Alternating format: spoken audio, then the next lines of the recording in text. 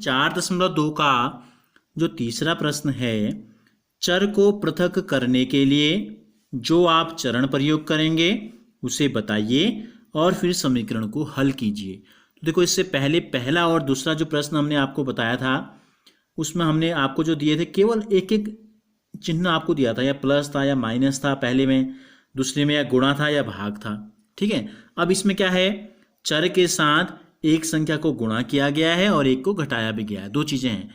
तो हमको क्या करना पड़ेगा, चर को पृथक करने के लिए दो स्टेप हमको प्रयोग करने पड़ेंगे, दो बार। तो पहले हम क्या करते हैं, देखो पहला प्रश्न हम लेते हैं इसका, 3n ऋण 2 बराबर 46 है।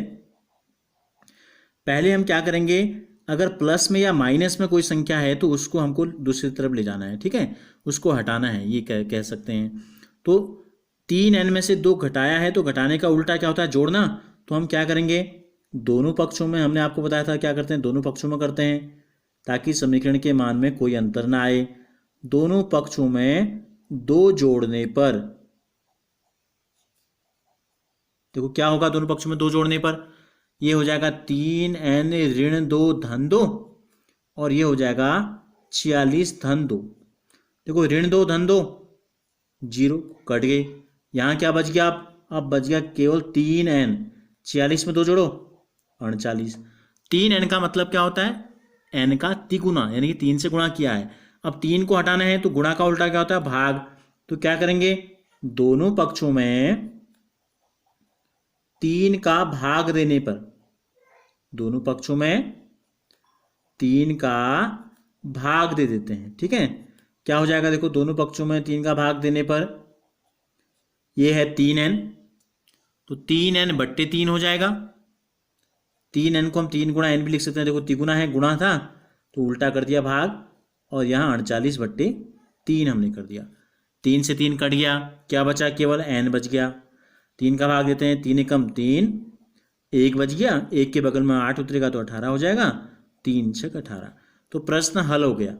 पृथक करने वाले 2 चरण हमने बताए, पहले दोनों पक्षों में 2 जोड़ना है, फिर दोनों पक्षों में 3 का भाग देना है, और समीकरण हो गया हल। यानी कि अज्ञात राशि जो n हमको दी गई थी, इसका जो मान आ गया ये आ गया 16। ठीक है, अब b ले लेते हैं। इसका क्या दिया है, b में 5m, यानी कि m को 5 से गुणा किया है और फिर जाके इसमें 7 जोड़ा है, तब जाके प्राप्त होता है 17।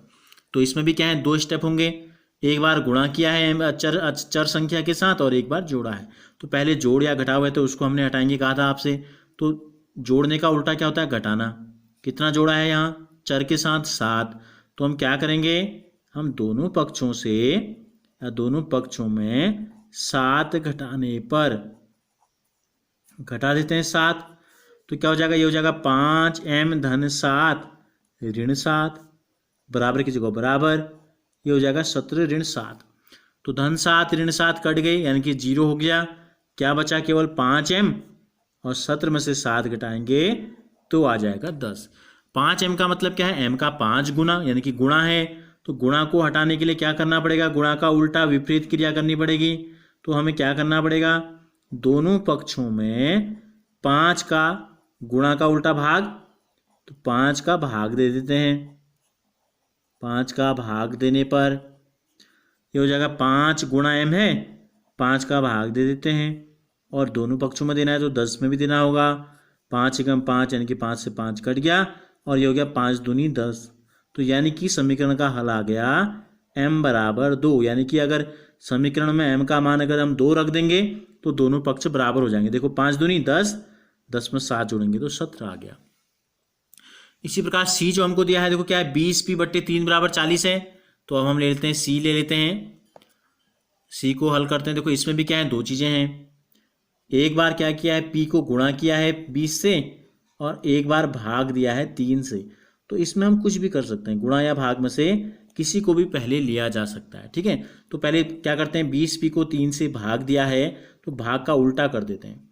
तो इसका मतलब दोनों पक्षों में हमें करना पड़ेगा उल्टा। तो दोनों पक्षों में भाग का विपरीत क्या होगा, गुणा। तो 3 से गुणा करने पर क्या फायदा होगा, 3 गायब हो जाएगा। जब हम 3 का भाग देंगे यानी गुणा करेंगे, ठीक है, ये हो गया बट्टे में है, गुणा कर दिया हमने। वही चीज़ हमको क्या करनी है, दूसरे पक्ष में भी करनी है। 3 से 3 कट गया, यहाँ बच गया 20p, यानी कि p का 20 गुना, ये हो गया 4 3 12, 1 0 लग गया। अब हमें क्या है, p को तो हमें अकेले छोड़ना है, हल करने का मतलब क्या है, अकेले छोड़ना है। तो 20 के साथ गुणा किया है, तो गुणा के विपरीत क्रिया होती है भाग। तो हम क्या करेंगे, दोनों पक्षों में 20 का भाग दे देते हैं। क्या होगा भाग देने से, भाग देने से ये 20 गायब हो जाएगा। तो गायब होने से क्या होगा, p अकेले बच जाएगा। p अकेले जो बचेगा तो इसका मान हमको पता चल जाएगा। ठीक है, 0 से 0 कट गया, 2 छक्का 12, तो कितना आ गया, देखो p का मान आ गया 6। तो p बराबर 6 इस समीकरण का हल हो गया। आप जांच भी कर सकते हैं, p की जगह पर अगर हम 6 रख दें तो ये क्या 20 गुणा 6, 120 के 3 टुकड़े करेंगे तो अपने आप ही 40 आ जाएगा। अब d जो हमको इसमें दिया गया है, चौथा जो समीकरण हमको इस प्रश्न में दिया है, यह 3p/10 बराबर 6। देखो बिल्कुल ऐसा ही है, भाग दे रखा है 10 से, तो हम क्या करेंगे, भाग की विपरीत क्रिया है, यानी कि गुणा। किसका गुणा करेंगे, जिससे भाग दिया है। दोनों पक्षों को 10 से गुणा कर देते हैं। 10 से गुणा करने पर क्या प्राप्त होगा, 10 से गुणा करने पर ये हो गया 3p/10 था, गुणा 10 कर देते हैं, ये 6 गुणा 10 हो गया, 10 से 10 कट गया, तो 3p बराबर आ गया 60। अब p को अकेले छोड़ना है तो गुणा कर रखा है इसको, तो इसका विपरीत हमको करना पड़ेगा। इसकी विपरीत क्रिया क्या होगी, गुणा की भाग।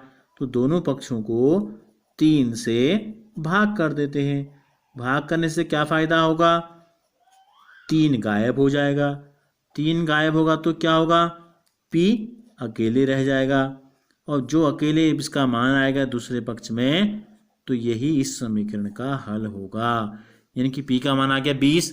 20 रख के देखते हैं समीकरण में, देखो 20 गुणा 3, 20 3 60, 60 के 10 टुकड़े करेंगे तो हमको प्राप्त हो जाएगा 6। तो इस प्रकार से इन प्रश्नों को हमें क्या करना था, चरण भी हमको बताने थे पृथक करने के लिए और हल करना था।